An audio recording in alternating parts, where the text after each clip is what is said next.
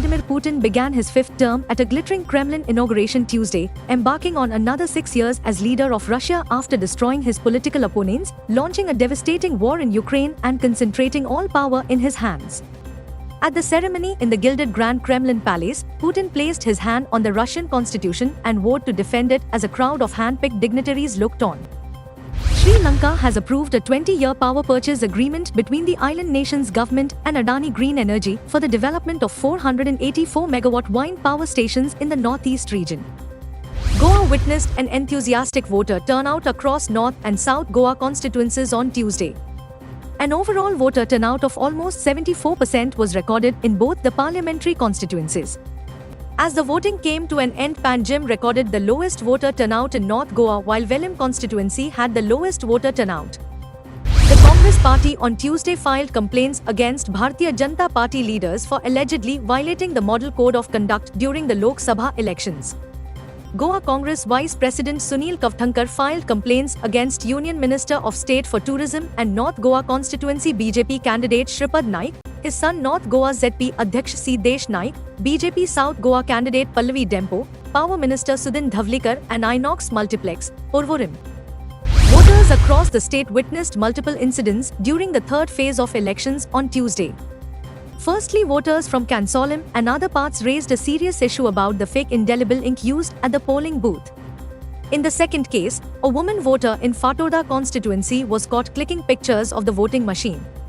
And thirdly, in many places voters had to wait because of the temporary malfunctioning of the EVM machine. It is just a number to cast vote, as senior citizens across Goa were seen physically going to the polling stations to cast their vote for the ongoing Lok Sabha elections 2024. Braving the summer heat and their age, most of the senior citizens were assisted by their families as they were unable to walk by themselves.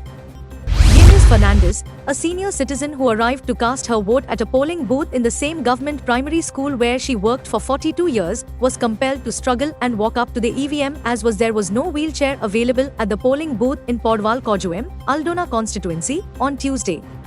Despite pleas made by the booth-level officers, BLOs, present at the polling booth, the authorities did not address her concern until noon. First-time voters proudly cast their votes in the recent Lok Sabha elections.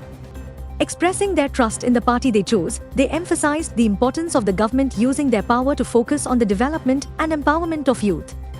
The voters had high hopes for more progress and development in the coming years and urged the citizens to fulfill their civic duty and participate in the democratic process.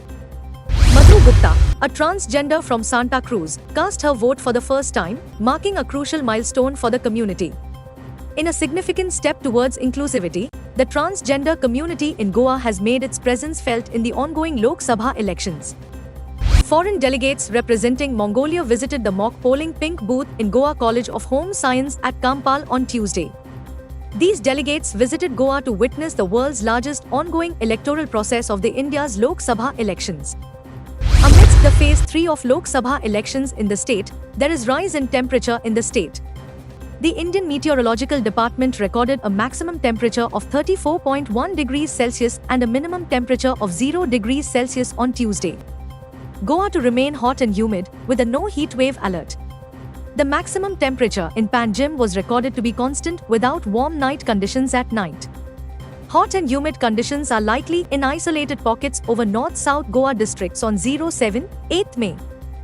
From once being a very beautiful lake, the Vadem Lake located at Vasco has now turned into a sludge of sewage waste.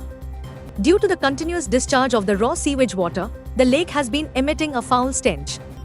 Locals have urged the authorities to take action against the issue.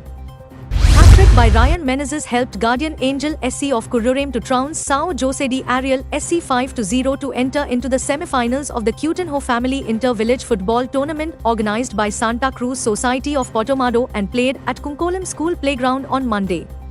Ivo Costa and Aaron Fernandez were the other scorers for Guardian Angel SC. Ryan Menezes was adjudged as man of the match.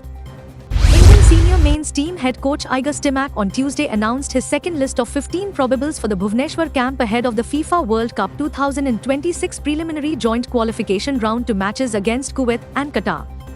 The first list of probables was announced on Saturday.